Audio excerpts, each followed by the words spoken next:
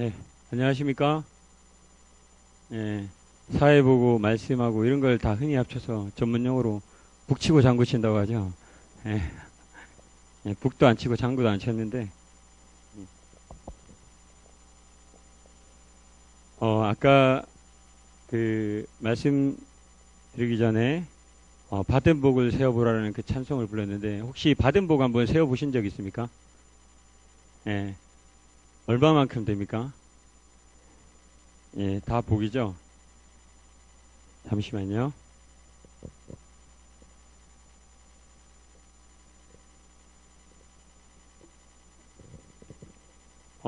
제가 최근에 받은 복을 한번 세어보았습니다. 근데 숫자는 아니고요. 어떤 복을 받았나 이런 생각을 하다가, 어렸을 때 한 30년 전인가요? 제가 벌써 나이 이야기하면 벌써 30년 전 이렇게 얘기하니까, 예, 여기 연세 많으신 분들이 많이 계신데 죄송합니다만 30년 전에 제가 주일학교를 이렇게 다닐 때 집이 서구 이원동에 있었습니다. 근데 교회는 중구에 있는 대봉동에 위치하고 있었는데 그때 당시에 버스편이 발달하지 않았어요. 특히 또 제가 어렸을 때 사는 동네는 이원동이라는 동네에서 버스가 한 대밖에 다니지 않았습니다. 그런데 거기서 이제 아버지가 형하고 둘이서 이제 교회를 가라 하면서 이제 하셨어요. 그러면서 아버지가 간이 영수증 아시나요? 이 간이 영수증 뒤편에다가 두 장을 적어 주셨습니다. 133번을 탔을 때 기사 아저씨한테 줘라. 거기에 뭐라고 적혀 있었는가 하면 반월 땅에 내려주세요. 이렇게 적혀 있었습니다. 그리고 그 다음에 10번에 타면은 버스 기사 아저씨한테 이걸 전해줘라. 거기에는 대봉 도서관 앞에 내려주세요. 이렇게 적혀 있었습니다. 그래서 형하고 둘이 받아서 한 번은 제가 133번 거를, 한 번은 형이 10번 거를 가지고 있다가 이렇게 주면서 그때 이제 하면, 그때 당시에 버스 안에서 방송이 나왔습니다. 야, 니네 둘이 내려라! 이렇게 방송을 합니다. 예. 버스 안에서 이제 집중이 되는 거죠. 그래서 한 몇 년은 그렇게 다녔던 것 같습니다. 근데 그렇게 다니면서, 잠시만요. 예, 그렇게 있다가 몇 년을 그렇게 다니다가 이제 나이가 좀 들어가다 보니까 부끄럽잖아요. 그래서 이제 아버지가 그걸 적어 주셨지만 저희는 그것을 더 이상 기사님에게 내밀지 않았습니다. 그리고 저희가 알아서 내리기 시작했습니다. 그때 당시에 제 소원이 뭐였는가 하면 제발 집 가까운데 교회가 있었으면 좋겠다. 아니면 내가 교회 가까이에 좀 살았으면 좋겠다. 이런 소망이 있었습니다. 그래서 그게 제 작은 기도 제목이었습니다.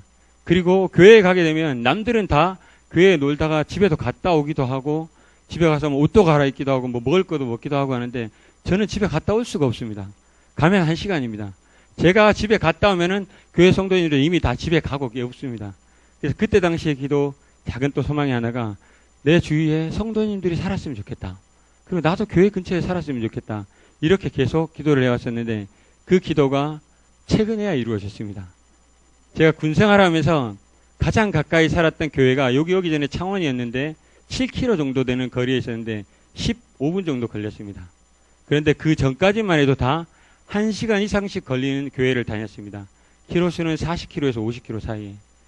그 기도를 안 들어주시다가 최근에야 들어주셨습니다. 심지어는 바로 앞집에 성도님이 살게 하셨습니다. 예. 이런 은혜를 받았는 것에 대해서 너무나 감사하게 생각합니다. 예. 여담이고요. 혹시 자기들이 마음속에 형제님 자매님께서 마음속에 어려움이 있거나 이럴 때 혹시 자기에게 베풀어 주신 그런 복을 한번 세워보면 회복할 수 있는 그런 좋은 기회가 되지 않을까 생각합니다.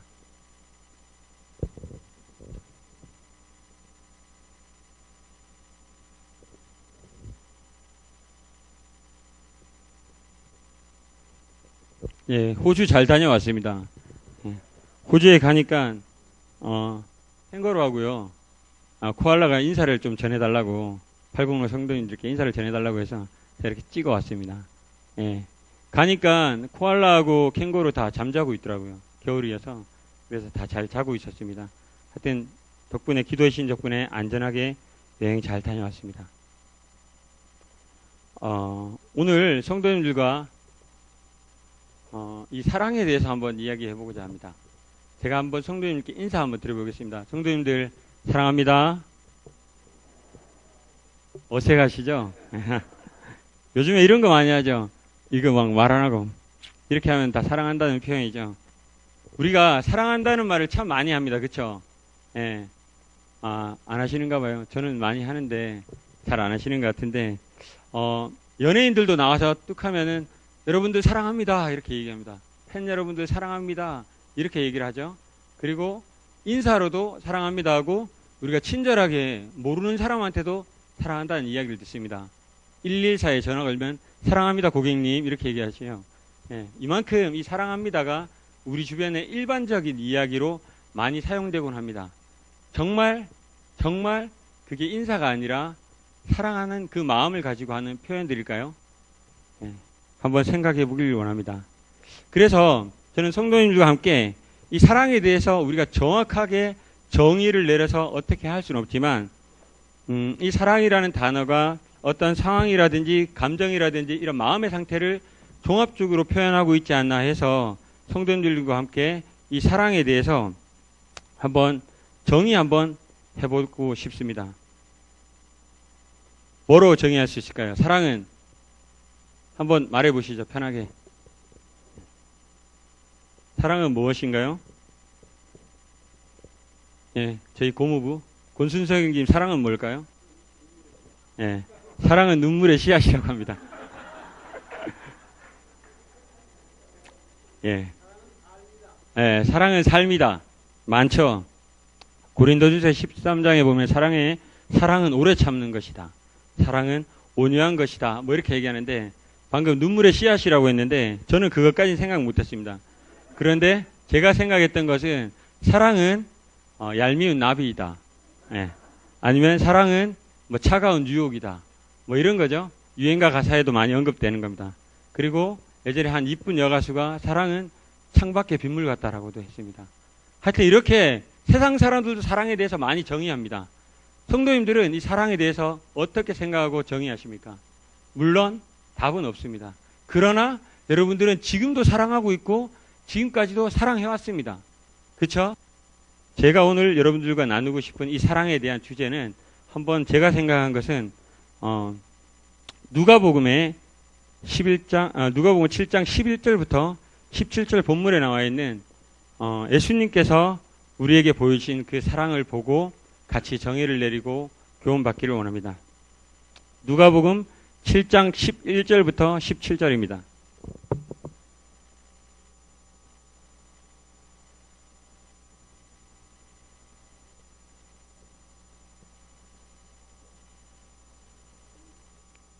예, 다 찾으셨으면 한 목소리로 같이 한번 읽어보겠습니다. 그 후에 시작. 그 후에 예수께서 나인이란 성으로 가실새 제자와 많은 무리가 동행하더니 이르실 때에 사람들이 한 자 메고 나오니 이는 한 어머니의 독자요 그의 어머니의 그의 성의 많은 사람도 그와 함께 나오거늘 주께서 과부를 보시고 불쌍히 여기사 울지 말라 하시고 가까이 가서 그 관에 손을 대시니 맨 자들이 서은지라. 예수께서 이르시되 청년아 내가 내게 말하노니 일어나라 하시매 죽은 자가 일어나갔고 말도 하거늘 예수께서 사람이 두려워하여 영광을 돌려 이르되 큰 선지자가 우리 가운데 일어나셨다 하고 또 하나님께서 자기 백성을 돌보셨다 하더라. 예수께 대한 소문 유대와 오늘 이 누가복음 7장 11절부터 17절에 나와 있는 이 말씀은 나인성에서 있었던 한 이야기입니다. 여러분들도 잘 알고 계시겠지만 이 누가복음은 몇 가지 특징을 가지고 있습니다. 이 누가복음의 수신 대상자가 누구였습니까? 이방인들이었죠. 그리고 이 이방인을 위한 이 복음의 주요 메시지가 가난한 자와 그리고 소외된 자 그리고 이방인들에 대한 주님의 사랑과 관심을 아주 아름다운 문체로 표현하고 있는 것이 이 누가복음입니다. 그리고 주님의 인간적인 성품을 정확하게 역사에 입각하여서 기록한 것이 바로 이 누가복음입니다. 그리고 이 누가복음의 약 50%가 예수님의 말씀으로 이루어져 있습니다. 그리고 다른 복음서에는 없는 유대 관습에 대한 설명기 있고요. 그리고 다른 복음서에 없는 13명의 여인이 등장하는 것이 이 누가복음의 특징이라고 할 수 있습니다. 그리고 이방인을 위해서 적혀졌던 이 복음서답게 처음에 이 족보를 거슬러 올라갈 때 마태복음은 다윗과 아브라함까지 올라갔던 이 족보가 이 누가복음은 어디까지 올라갑니까? 예, 아담까지 올라갑니다. 그래서 예수 그리스도 하나님은 곧 모든 사람들, 이방인들을 포함한 모든 사람들을 위한 구주라는 이런 메시지가 담겨 있는 것이 이 누가복음입니다. 그래서 이 이방인들을 위한 내용이 많다 보니까 여기에 이런 이 예수님께서 이 저자를 통해서 이런 내용들을 많이 기록하게 하셨는데요. 첫 번째, 사마리아인에게 복음을 전한 이야기가 나옵니다. 그리고 예수님께 나병 환자에 고침받고 돌아온 사람 한 명이 있었는데 그 사람이 누구죠? 예, 바로 사마리아인이었다고 기록하고 있습니다. 그리고 17장에 보면은 사마리아인이 사랑을 베푼 장면을 또 기록하고 있는 것이 또 누가복음의 특징이기도 합니다. 그리고 오늘 이 본문의 7장 11절부터 17절 이 앞에 있는데 백부장의 하인을 고치는 장면이 나오는데요. 그 백부장의 하인에 고치는 그 장면에서 그 백부장의 믿음을 어떻게 예수님께서 표현하고 계신가 하면 이스라엘 중에 이와 같은 믿음이 없다라고 이야기를 하고 있습니다. 이게 이방인을 위한 복음의 메시지가 담겨 있다는 것을 알 수 있는데요. 결론적으로 말씀드리면 이 누가복음은 소외된 자들, 이방인들에게 많은 관심을 보이고 있으며 예수님은 이들을 단순히 그냥 치유의 대상으로 그냥 이들을 바라보신 것이 아니라 온 구원의 역사적으로 이들을 바라보고 계신다는 것을 이 누가복음의 메시지는 전하고 있습니다.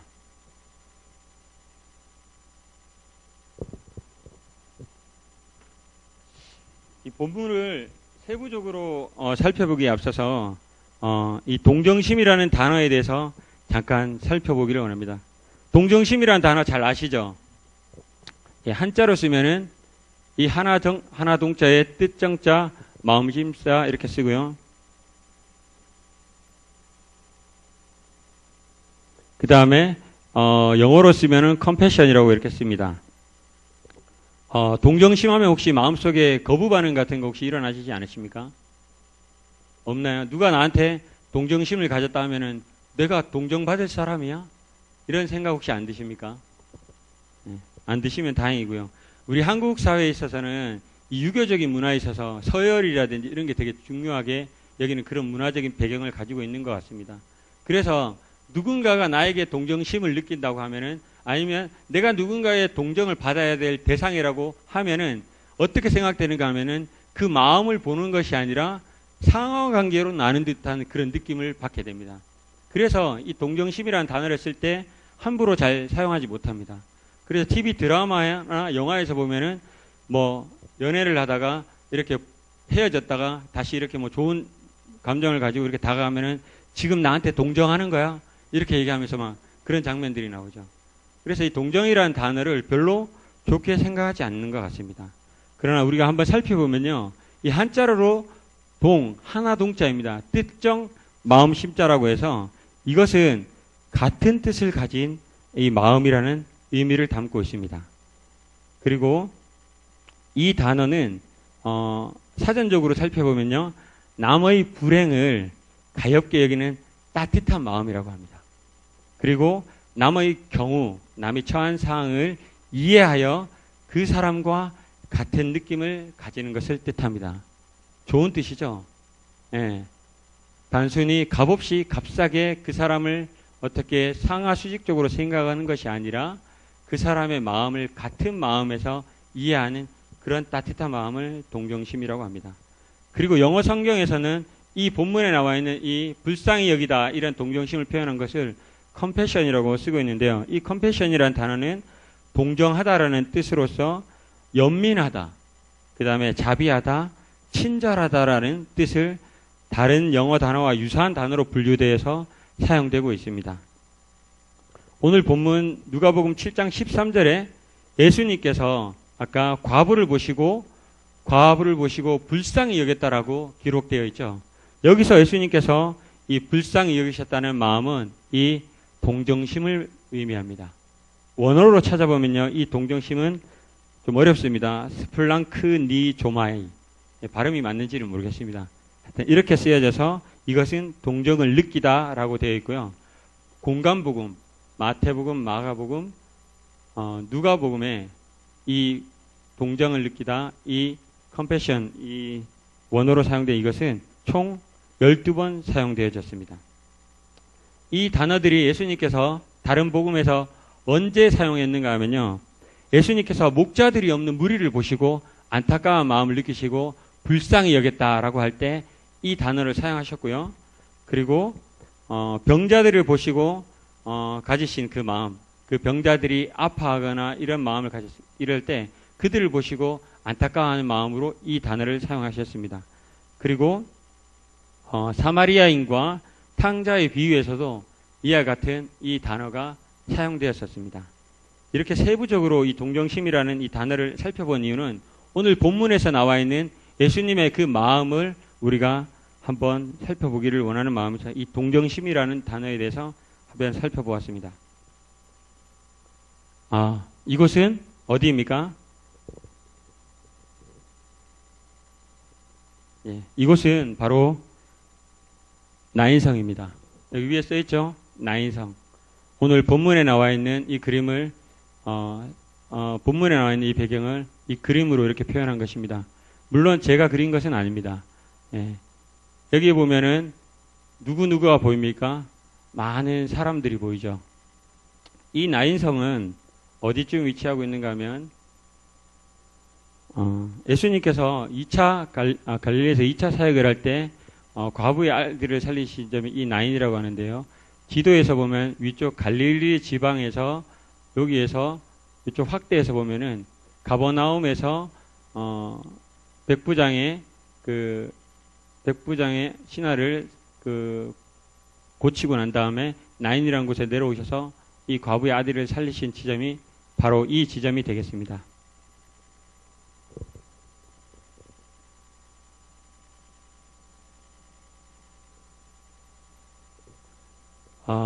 그림을 한번 찬찬히 한번 뜯어서 살펴보시기 바랍니다.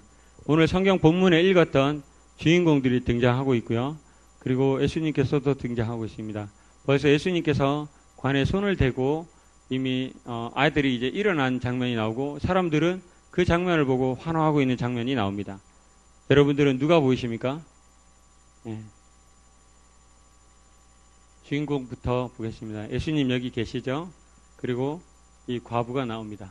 그리고 죽었던 이 과부의 아들이 나오죠. 그리고 여기 주변에 있던 이 사람들은 장례행렬이죠. 돈을 주고 피리를 부는 사람을 찾는 사람도 있을 것이고 동네 마을 사람들도 있을 것입니다. 그리고 예수님을 계속해서 쫓아다녔던 무리들이 이 주변에 위치하고 있습니다.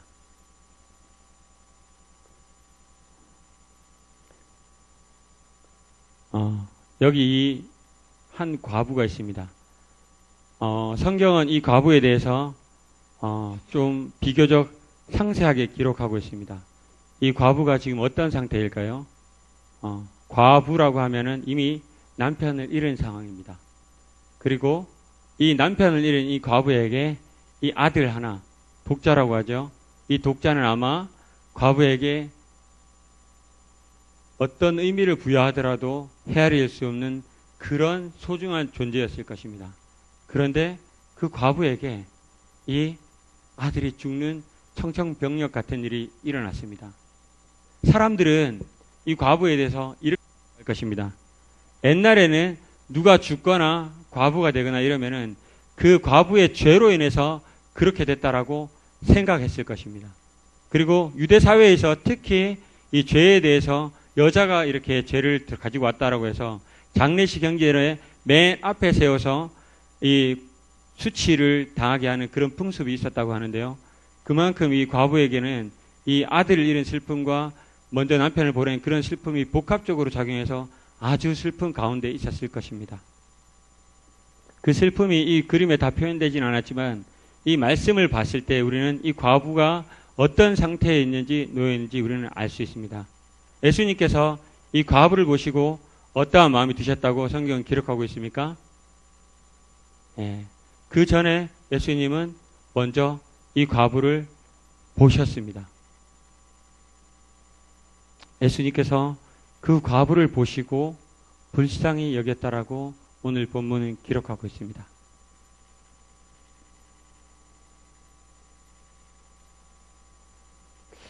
제가 어디에 찾아보니까 이 장례식은, 유대의 장례는 어떻게 이루어지는가 하면은, 아까 앞에서 잠깐 언급했지만, 이 여인들의 죄 때문에 죄가 이 세상에 들어왔다고 해서 여인들이 맨 앞장서서 수치를 당한다고 합니다.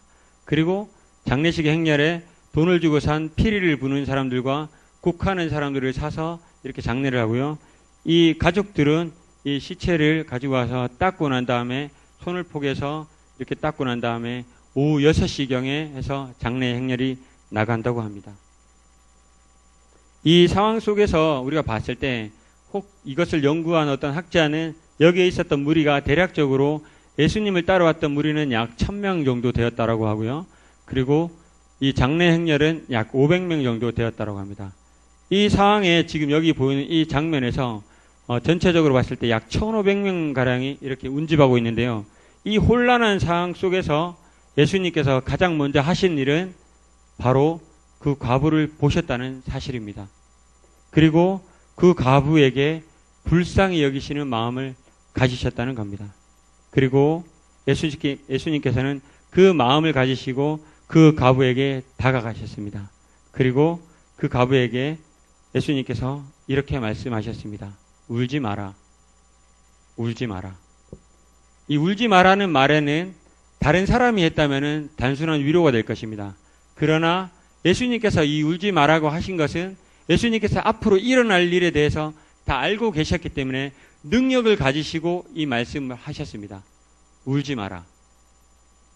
예수님은 이 행동에 있어서 어떤 재앙적인 능력을 보여주고 계시는 것 같기도 합니다. 예수님께서 가서 특별하게 어떤 쇼를 하시지 않았습니다. 관을 세우기 위해서 정지 이렇다든지 아니면은 그 앞에 서서 이렇게 사람들의 이목을 집중시키지 않았습니다. 어떻게 하셨나요? 조용히 다가가셨습니다. 그리고 그 관에다가 손을 대셨습니다. 성경은 그렇게 기록하고 있죠.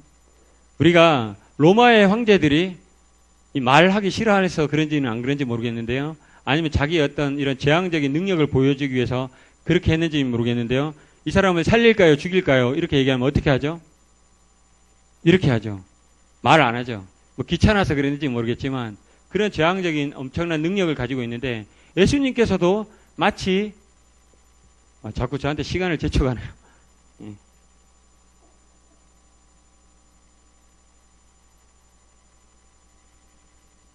예. 4시간가량 말을 할 수 있습니다. 4시까지 지금 얘기하죠. 예. 예수님께서는 마치 그 재앙적인 능력을 가지신 것처럼 조용히 가서 관에다 손을 올려주셨습니다.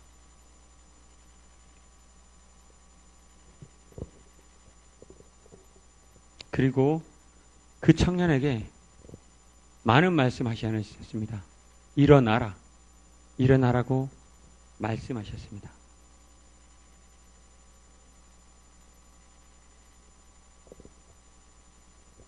오늘 예수님께서 이 과부에게 가지신 마음은 동정심이었습니다. 이 과부가 어떠한 상황에 처해 있는지 예수님은 정확하게 알고 계셨습니다. 그 과부가 잃은 것은 단순히 그 아들이 아니었습니다. 그 과부는 모든 전부를 잃어버린 것이었습니다. 이전에 남편을 잃은 슬픔 때문에 정말 슬픔 가운데 있었을 것인데 그러한 슬픔을 다 이겨내지도 못했을지도 모르는데 이 과부는 또 외아들의 죽음을 맞이하게 되었던 것입니다.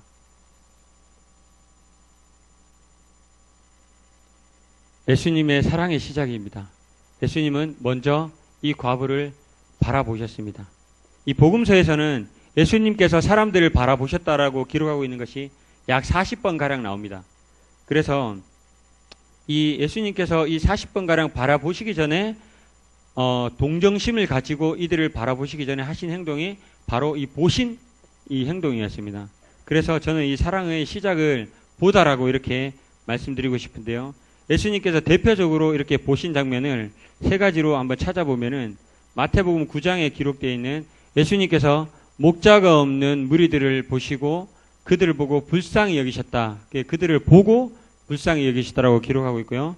그 다음에 마가복음에 재물이 많은 한 사람이 찾아와서, 부자 청년이 찾아와서 영생에 대해서 없는 방법을 물었을 때 예수님께서는 그를 바라봤다라고 기록하고 있습니다.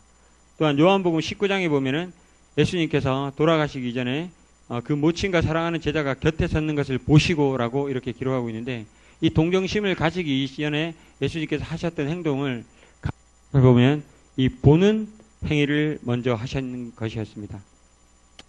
예수님께서 이렇게 바라보시고 난 뒤에 우리에게 예수님께서 무엇을 봐야 하는지, 어떻게 봐야 하는지 이 보는 관점에 대해서 우리에게 가르쳐 주셨습니다. 이것은 예수님께서 우리에게 말씀하신 비유에서 찾아볼 수 있는데요. 그 비유는 아마 교회에 나오지 않는 사람도 잘 알고 있는 그 비유입니다. 예수님께서 무엇을 바라보라고 가르쳤는지에 대해서 한번 보도록 하겠습니다. 무슨 장면입니까? 누가복음 10장 25절부터 37절에 나와 있는 선한 사마리아인의 비유입니다. 여기에 등장인물은 총 몇 명이죠? 4명입니다. 저기 멀리 가고 있는 분 보이십니까? 누굽니까? 제사장 가고 있죠.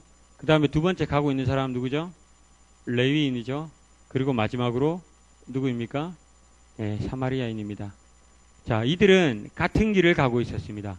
그리고 성경이 이들이 한 행동에 대해서 예수님께서 이렇게 비유하셨습니다. 한번 보실까요? 찾지는 않겠는데요. 제가 한번 읽어보도록 하겠습니다. 성경이 이렇게 기록을 하고 있습니다. 그 사람의 상태, 이 사람의 상태에 대해서는 옷을 벗기고 거의 죽은 것을 강도가 버리고 갔다라고 이렇게 기록하고 있고요. 이 자리를 지나가는 장면에 있어서 그 옆으로 마침 한 제사장이 지나갔는데, 이분이죠. 한 제사장이 지나갔는데 그가 그를 보고 피하여 지나가고라고 기록하고 있습니다. 어떻게 했다고요? 보고 먼저 봤습니다. 안 본 게 아니라, 못 본 게 아니라 그가 그를 보고 피하여 지나갔다라고 합니다. 그리고 두 번째 사람 누가 지나갔습니까? 레위인데, 레위인은 이와 같이 한 레위인도 그곳에 이르러 그를 보고 피하여 지나가되라고 기록하고 있습니다. 다 봤죠? 못 본 게 아닙니다. 보고 피해서 지나갔습니다.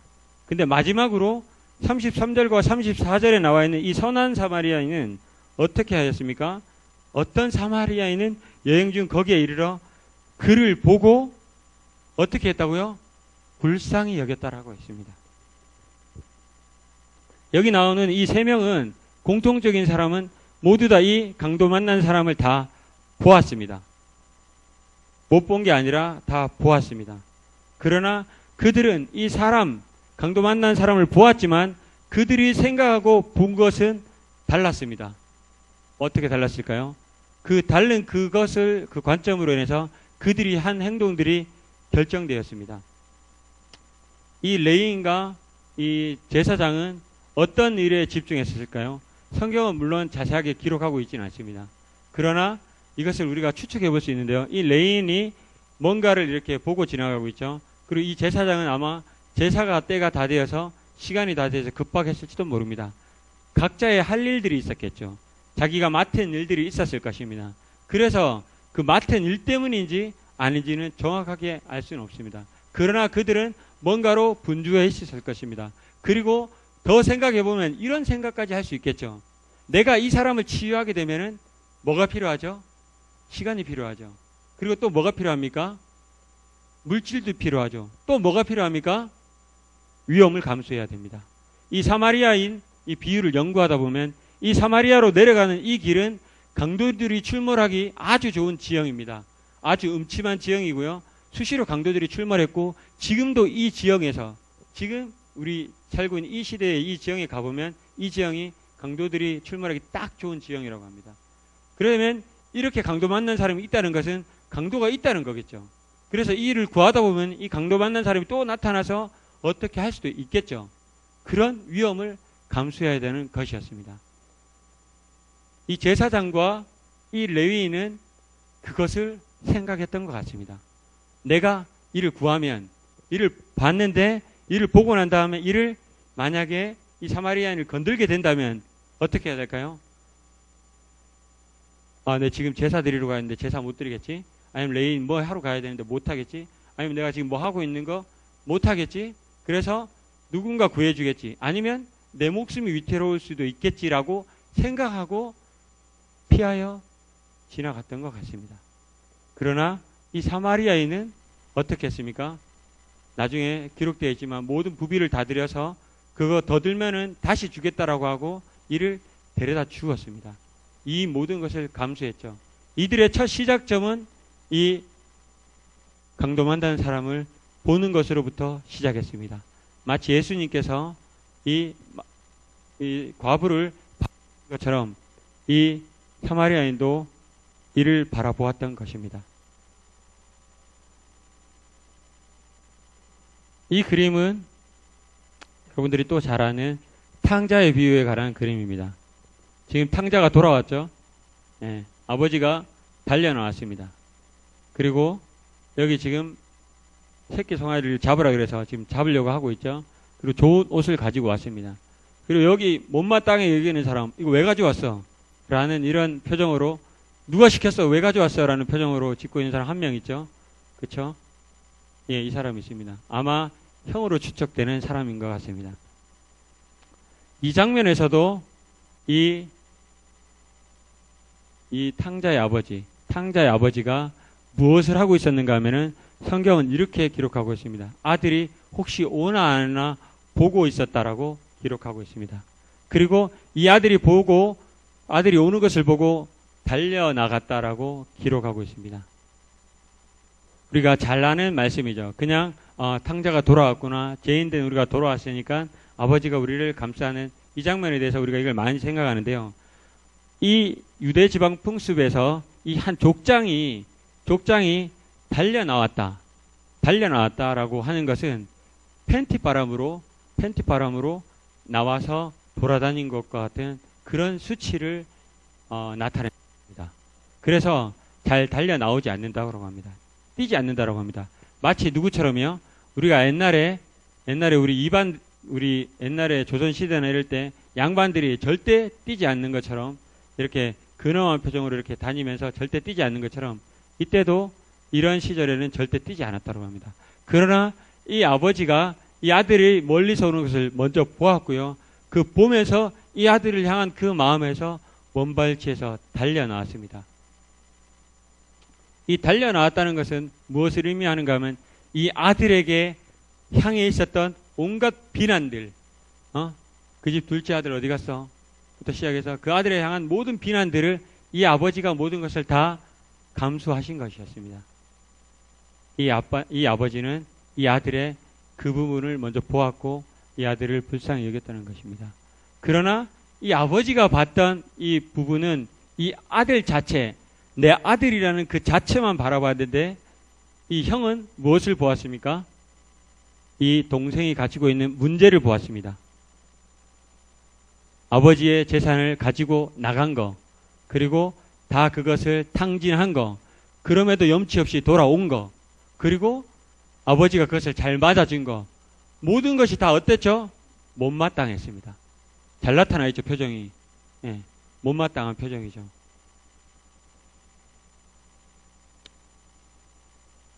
이 탕자와 이 사마리아인 둘 다 먼저 시작한 것은 보는 것이었습니다. 예수님께서 과부를 바라보셨던 것처럼 이 보는 데서 이들의 사랑은 시작되었습니다. 사랑의 실천, 불쌍히 여기다. 예수님께서는 이들을 바라보시고 단순히 그냥 넘어가시지 않았습니다. 어떻게 하셨죠? 불쌍히 여겼다라고 했습니다. 이 불쌍히 여기다라는 부분, 동정심을 갖다라는 부분 앞에 의미를 한번 살펴봤는데요. 이것을 원뜻으로 하면은 이런 뜻이 담겨 있다고 합니다.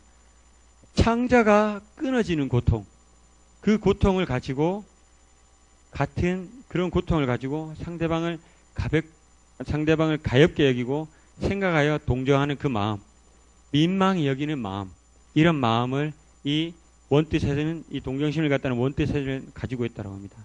예수님께서는 이 죄 가운데 고통하는 우리들을 봤을 때 이런 마음들을 표현하시는 표현으로 이 말씀들을 많이 사용하셨는데요. 이것은 성경에서는 친절, 자비, 관용, 연민 등 불쌍히 여기는 마음에서 같이 동의어로 사용되었다고 합니다. 예수님께서는 이 나인성의 이 과부를 보시고 먼저 바라보셨습니다. 그리고 불쌍히 여겼습니다. 아마 예수님께서 이 불쌍히 여기신 것은 그가 그 남편을 잃고 외아들까지 잃은 그 과부의 아픈 마음이 아마 창자가 끊어지는 듯한 그 고통 가운데 있었을지도 모릅니다. 그 고통을 예수님께서는 함께 하시는 그 마음으로 그를 불쌍히 여기신 것이었습니다. 예수님께서는 그 과부의 고통을 그냥 생각만 하신 것이 아니라 진심으로 마음으로 동정하는 마음으로 공감하신 것이었습니다. 그래서 예수님께서는 그 과부에게 그 사랑을 나타내신 것이었습니다. 그래서 예수님께서는 그 과부에게 그 처한 상황을 아시고 그 마음을, 그 공감하는 마음을 가지고 불쌍히 여기는 그 마음을 가지고 아까 앞에 말씀드렸던 관에 걸어가셔서 그 관에 손을 올리시고 가까이 가서 그 관에 손을 올리시고 청년에게 일어나라고 이야기하셨습니다. 예수님께서 이 관에 손을 대셨다는 것은 상당히 의미 있는 행동입니다. 어떤 의미 있는 행동입니까? 이때 당시에 율법이 규정하고 있는 것은 죽은 것에, 죽은 물건이나 죽은 사람에 대해서 손을 댄다는 것은 무엇을 의미합니까? 부정하게 되는 것을 의미합니다. 예수님께서 직접 이 관에 가셔서 손을 대셨다는 것은 무엇을 의미합니까? 거기 나와 있던 모든 사람들이 깜짝 놀랄 일이었을지도 모릅니다. 왜? 부정하게 되는 것이었습니다. 그래서 아까 여기 그림에도 나오지만 관을 맨 사람들도 나갔다가 관을 메고 들어오면 정결한 의식을 다시 취하고 들어와야 됩니다. 예수님은 그러한 것들을 상관하지 않으셨습니다. 그리고 그러한 것들을 사랑하는 마음과 바꾸셨습니다. 그리고 그 대가를 기꺼이 지불하셨습니다. 그 과부가 가졌던 그 마음을 헤아리시고 그런 것들을 다 감수하신 것이었습니다.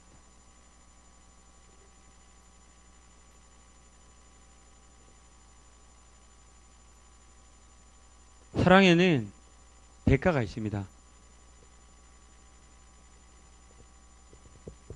우리가 사랑하면 낭만 생각하죠. 그리고 따뜻한 거, 그 다음에 궁극적으로는 뭐 기쁘고 즐거운 거 이런 거 생각하는데, 그러나 이게 사랑의 전부가 아닙니다. 아까 앞에 말씀드렸던 사랑에는 때로는 위험이 따를 수 있고 헌신이 따를 수, 비난이 따를 수 있습니다. 그리고 수고로울 수 있습니다. 그리고 때때로는 희생을 요구할 수도 있고 불편할 수도 있습니다. 예수님께서 그 과부의 마음에 동정하시고 관에 손대는 일은 참으로 불편하신 일이었습니다. 예수님께서 하시는 일들을 계속 그냥 하시면서 지나갈 수 있는 일이었습니다. 그러나 예수님께서는 기꺼이 그 사랑의 대가를 지불하시고 그 과부의 아들을 살려주셨습니다. 선한 사마리아인도 마찬가지입니다. 그냥 지나갈 수 있었습니다. 왜? 앞에 있는 제사장도 레인도 다 지나갔습니다. 이 선한 사마리아인도 지나가더라도 누가 이 선한 사마리아인에게 손가락질 할 사람 아무도 없습니다. 그러나 이 선한 사마리아인은 그것을 보고 불쌍히 여기는 마음으로 기꺼이 이 모든 것을 감수하고 대가를 지불하고 그 사랑을 행했습니다.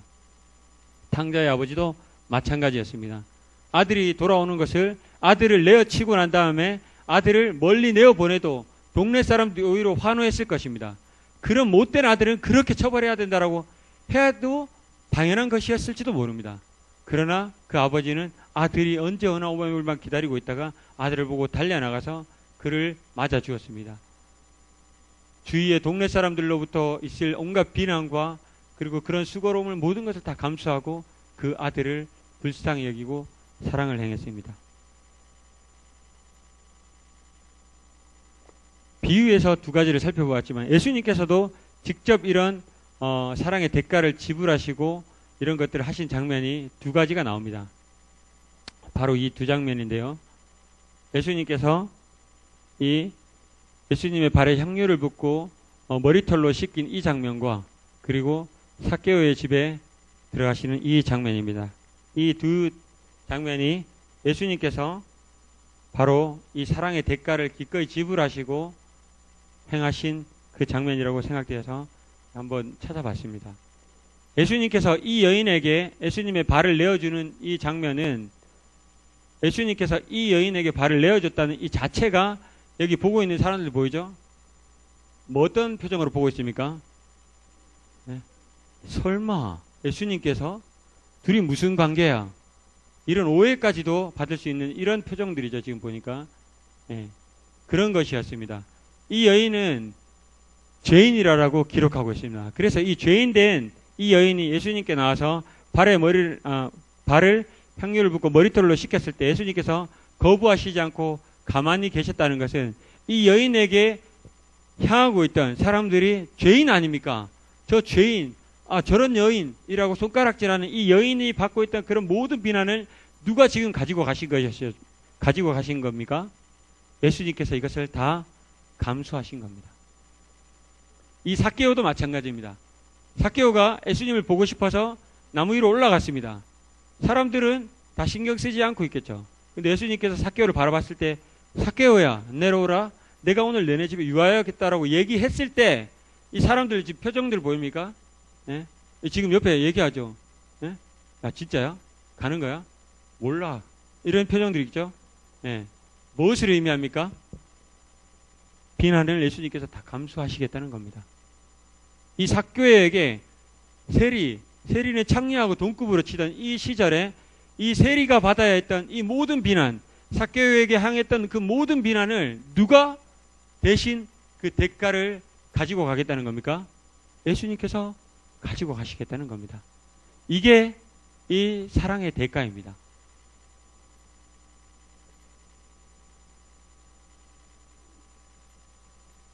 사랑은 동정심이다. 그 사람을 바라보고 불쌍히 여기는 것이다. 오늘 누가복음 7장을 통해서 제가 성도님들과 나누고 싶었던 이 사랑의 주제는 이것이었습니다. 예수님께서 우리에게 보여주신 그 사랑은 동정심으로 비롯된 그 사랑이었습니다. 그 대가가 있더라도 그것을 기꺼이 감수하시고 때때로는 그 대가가 위험이, 헌신이, 고난이, 비난이, 수고가 따른다 할지라도 그것을 기꺼이 감수해낸 것이었습니다.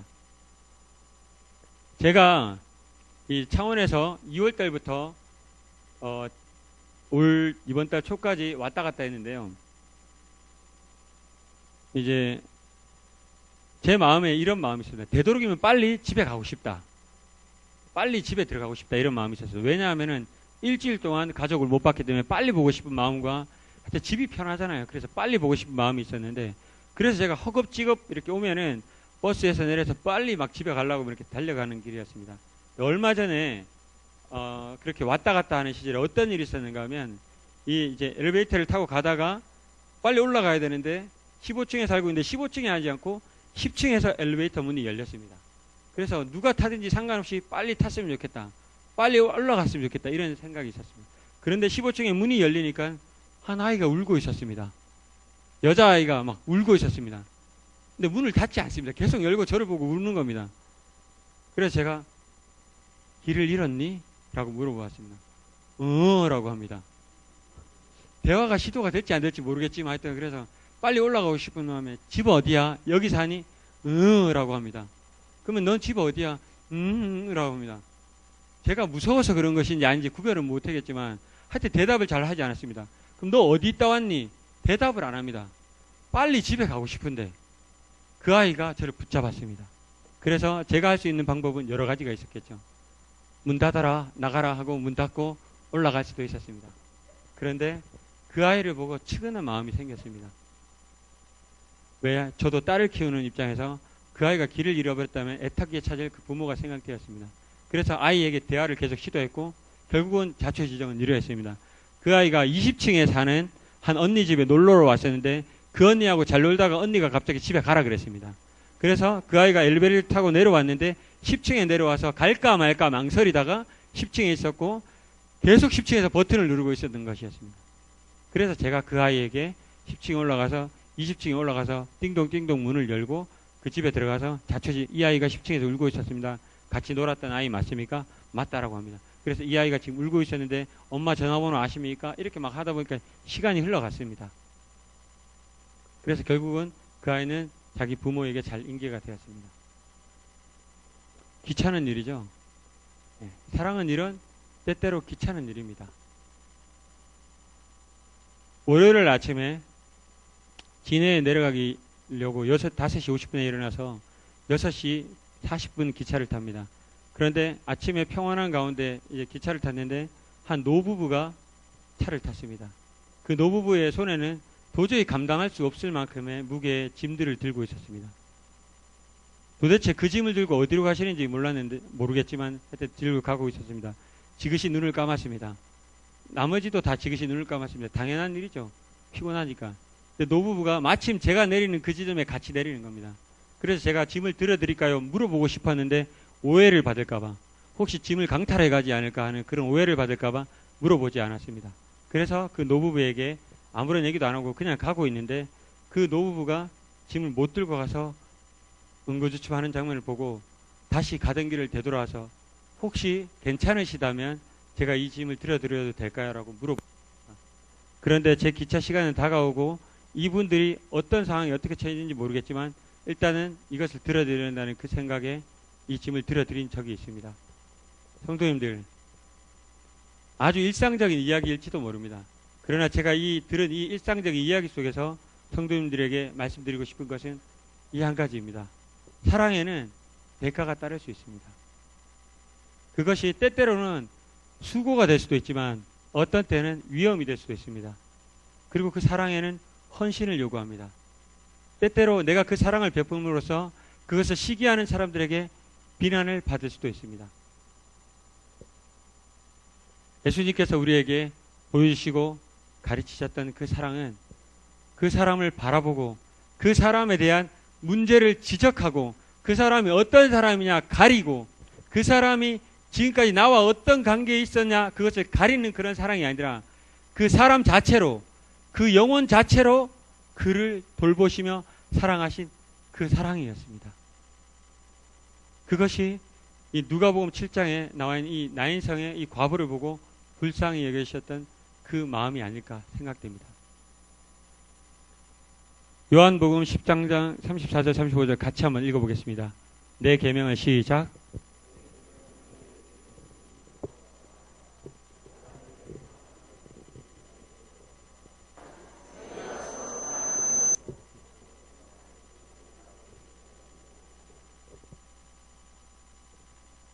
같이 한번 읽어보겠습니다. 시작.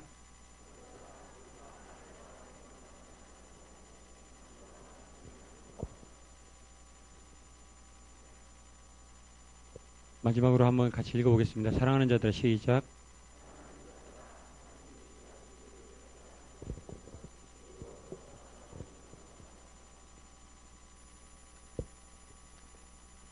성도님들 어떻게 하시겠습니까? 우리 주위를 한번 둘러보시기 바랍니다. 혹시 내가 바라보고 마음에 줘야 될 그 대상과 장소가 혹시 주변에 없습니까? 그 대상이 혹시 나와 관련된 내 가족과 내 친구와 나와 친한 사람에 국한되어 있지는 않습니까? 예수님께서 바라보신 것은 그런 국한되고 편협된 그러한 사랑이 아니었습니다. 그 사람과 같은 마음으로 그 사랑을 불쌍히 여기는 마음으로 그 사람과 마음을 함께 하심으로 그 사랑을 나누셨습니다. 성도님들 사랑합시다.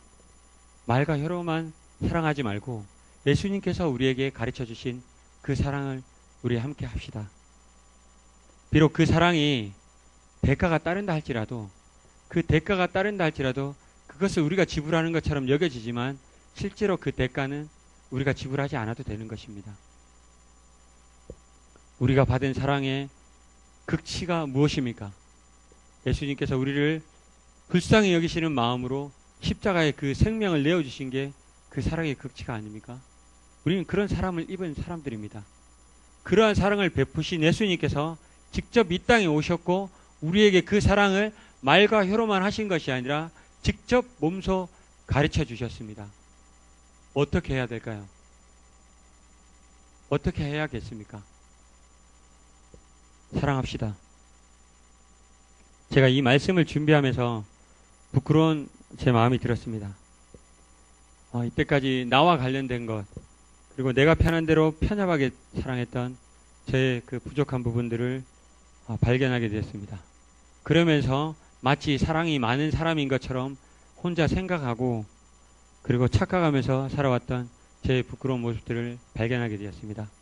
혹시 오늘 이 말씀을 듣고 혹시 그런 저와 같은 마음이 계시다면 다시 한번 우리가 말씀 앞에 하나님께서 우리에게 전해주시는 이 사랑의 메시지를 듣고 우리가 사랑을 나누기를 간절히 원합니다. 우리가 그 사랑해야 될 대상을 바라봤을 때 피하지 말고 그것을 바라보고 불쌍히 여기는 마음으로 우리가 사랑을 나누기를 원합니다. 제가 먼저 많이 사랑하겠습니다. 여러분들도 많이 사랑하시기 바랍니다. 예, 기도하고 마치겠습니다.